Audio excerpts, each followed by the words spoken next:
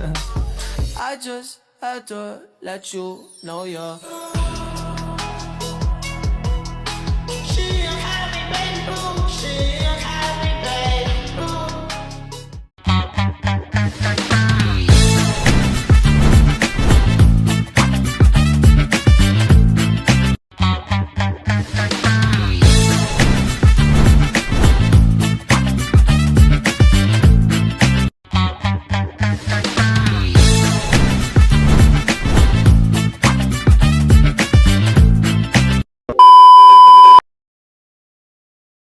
Assalamualaikum dan salam sejahtera kepada pensyarah dan rakan-rakan sekalian.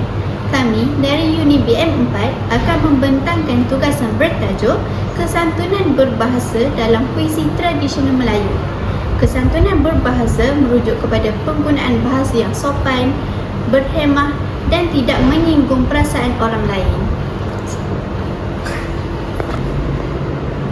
Dalam masyarakat Melayu, kesantunan berbahasa sangat penting kerana ia mencerminkan akhlak, budi pekerti dan jati diri seseorang individu.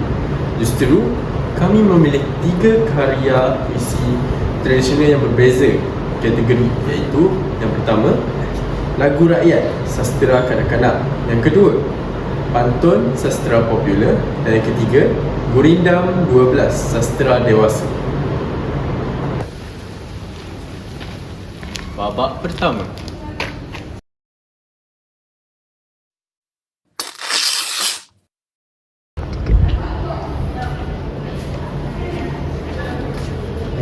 Zim, Ivan, petang nanti aku rasa nak buat sesuatu lah. kau nak buat apa?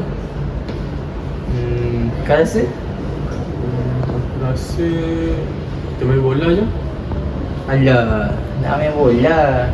Tapi sebenarnya kaki aku sakit lah. What? Asalnya dah pergi klinik. Tapi itulah doktor cakap 2-3 hari juga nak pulih. Kaki kau kenapa? Semalam itulah kena teka dengan jiran sebelah tu. Main kasar. Lepas tu kita nak main apa? Kalau ikutkan, itulah aku sekarang ni dah tak boleh nak buat aktiviti berat. Aku rasa jom kita buat kerja sekolah yang cikgu bagi. Tapi aku dah siap. Dah okey, kalau macam tu lah. Tiba-tiba aku teringat masa kecil dulu kita selalu main permainan ni. Main apa? Dia macam lagu lah. Aku? Ya, Aku tak ingat lah. yang pasal haiwan tak silap aku. Semut ke? Lah semut. Kenapa penuh dia? Sekejap semut. Oh, injek-injek semut. Yelah. Okey. Jom. Jom kita main. Azim, kau dah ready ke? Ya. Jom. Jom.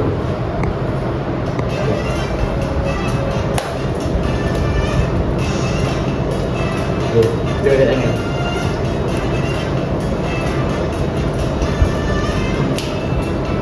Semut sakit-sakit naik atas. Jik semut sampai sakit naik atas. Jik semut sampai sakit naik atas. Jik semut sampai sakit naik atas. 3 kucing berlari, nak sama. Dah sudah penat lah. Jom kita nyanyi lah. Jom. 2, 3. Boleh ku cari rasa mudik, oi, abang seorang. Okay.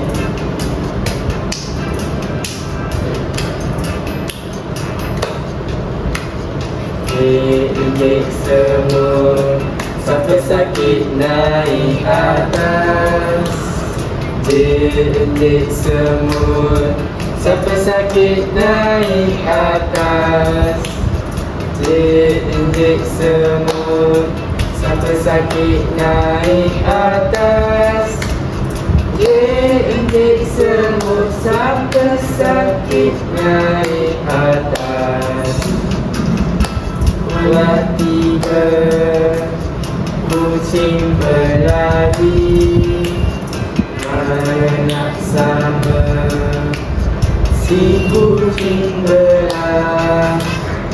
Ulah tiga boleh ku cari, mana sama dekku abang seorang.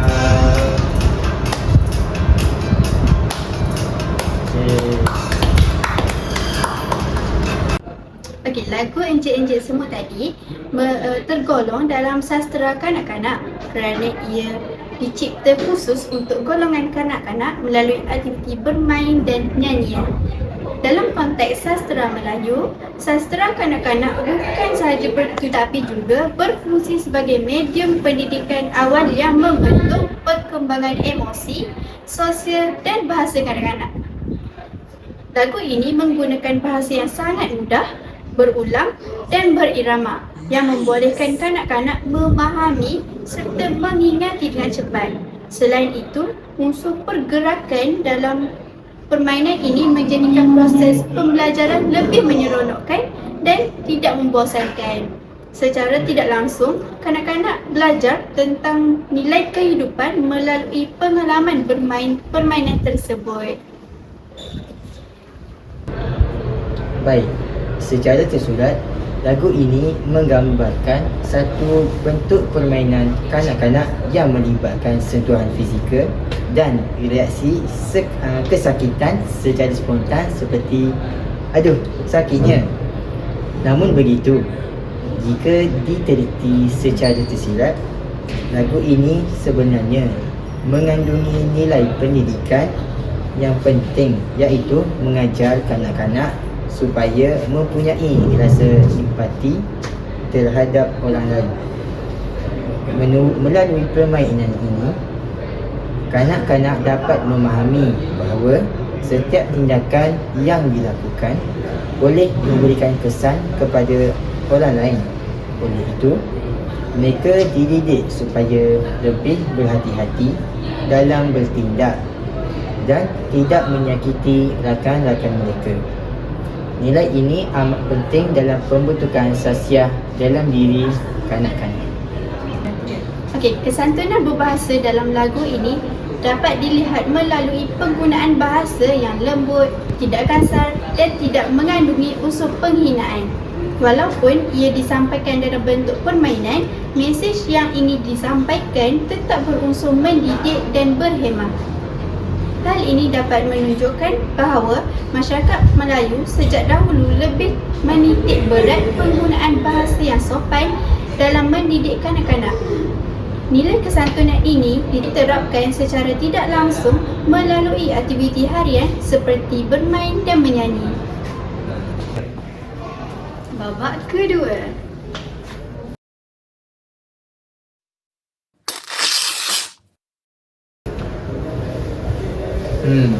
Azim, Ya.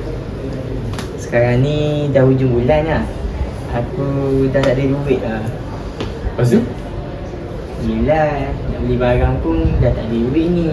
Aku ingat nak pinjam duit kau dulu, boleh kan? Kau tahu tak? Hutang kau yang lama yang kau pinjam dengan aku RM10 tu, kau tak bayar lagi. Lepas tu kau nak minta aku lagi. Alah kak, RM10 pun berkira. Tak ada. Okey, saya akan memberikan satu pantun yang berkaitan dengan situasi yang dilakukan tadi. Pisang emas di bawah belayar, masak sebiji di atas peti. Hutang emas boleh dibayar, hutang budi dibawa mati. Baik, saya akan menerangkan maksud daripada pantun yang diberikan oleh kawan saya sebentar tadi. Pantun ini secara tersurat menjelaskan bahawa hutang dalam bentuk harta boleh dibayar dan diselesaikan. Namun begitu, maksud tersirat pantun ini jauh lebih mendalam, iaitu menekankan bahawa hutang budi atau jasa seseorang tidak boleh dibalas sepenuhnya dan akan terus dikenang sepanjang hayat. Pantun ini mencerminkan nilai masyarakat Melayu yang sangat menghargai jasa dan kebaikan orang lain. Sikap mengenang budi ini menunjukkan keharusan akhlak dan kepribadian yang tinggi dalam budaya Melayu. Kemudian saya akan menerangkan dari segi huraian tentang pembayang dan maksudnya. Dalam pantun ini, dua baris pertama berfungsi sebagai pembayang, iaitu yang pertama, pisang emas dibawa berlayar, masak sebiji di atas peti. Pembayang ini tidak membawa maksud secara langsung, tetapi berfungsi untuk mencantikkan struktur pantun serta menarik perhatian pendengar. Manakala dua baris terakhir merupakan maksud sebenar pantun, iaitu hutang emas boleh dibayar, hutang budi dibawa mati. Bahagian ini mengandungi mesej utama yang ingin disampaikan kepada pendengar.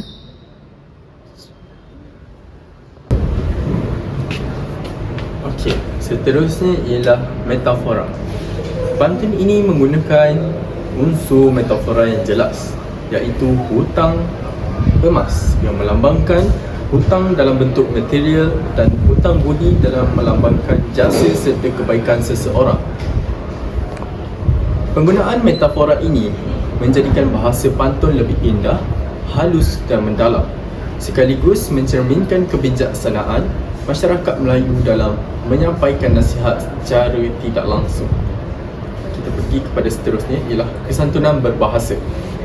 Pantun ini menunjukkan kesantunan berbahasa kerana teguran atau nasihat disampaikan secara berkias dan tidak berterus terang. Pendekatan ini dapat mengelakkan perasaan tersinggung dalam kalangan pendengar. Hal ini membuktikan bahawa masyarakat Melayu lebih cenderung menggunakan bahasa yang halus dan berlapik dalam komunikasi, terutamanya ketika penyampaian nasihat atau teguran.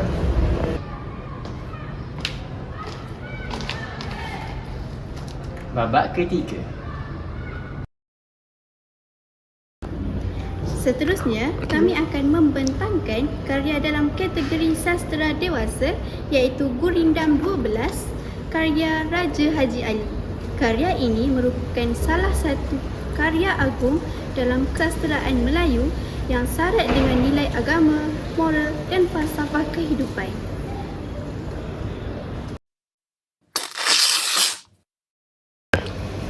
Barang siapa tiada memegang agama, sekali-kali tiada boleh dibilangkan nama.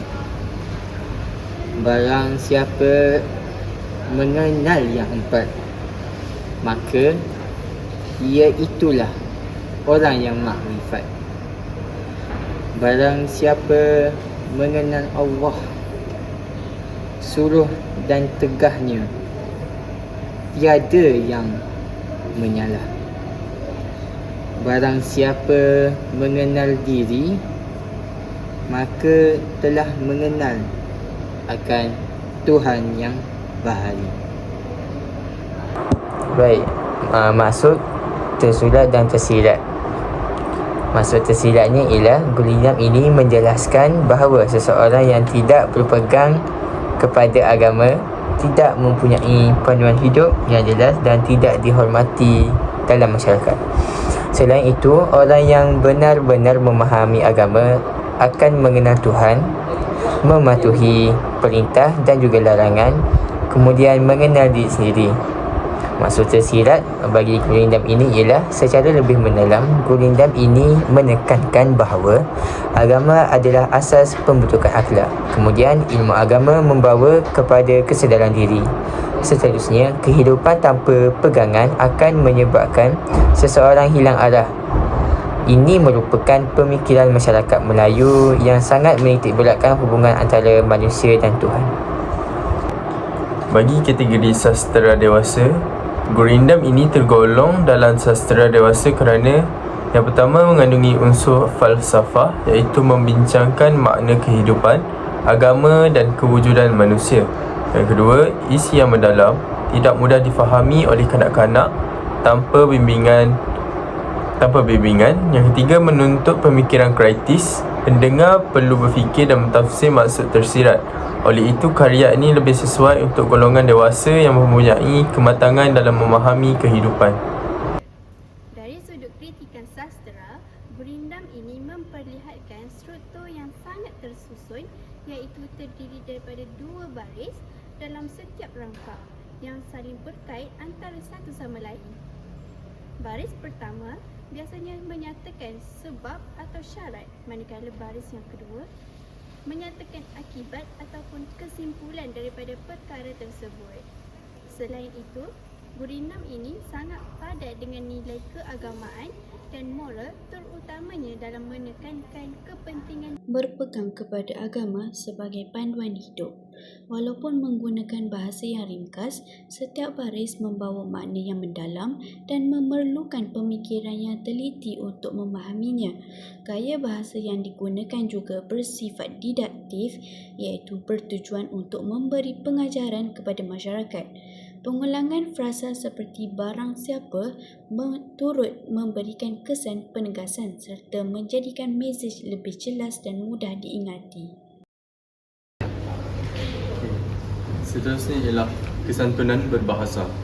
Kesantunan berbahasa dalam Gurindam ialah ini dapat dilihat melalui cara nasihat disampaikan secara lembut dan tidak bersifat menghukum.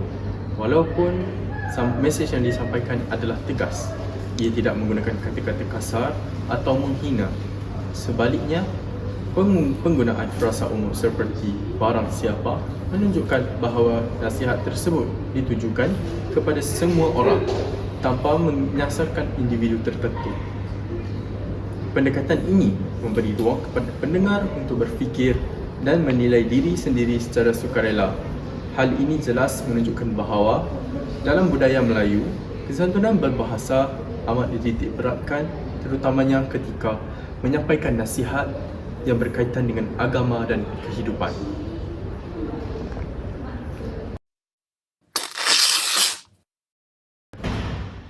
Kesimpulannya, puisi tradisional Melayu memainkan peranan penting dalam menyampaikan nilai kesantunan berbahasa. Setiap jenis puisi seperti lagu rakyat, pantun dan gurindam mempunyai cara dalam mendidik masyarakat. Lagu rakyat mendidik kanak-kanak secara santai, namun kemudian pantun menyampaikan nasihat secara berkias. Manakala gurindam pula memberi panduan hidup dengan lebih mendalam. Hal ini menunjukkan bahawa masyarakat Melayu sangat mementingkan penggunaan bahasa yang sopan dan berhemah dalam kehidupan seharian. Oleh itu, kita perlu mengamalkan kesatuan berbahasa agar budaya ini terus kekal dan dihargai oleh pada masyarakat zaman kini serta generasi yang akan datang. Sekian, terima kasih. I just had to let you know you're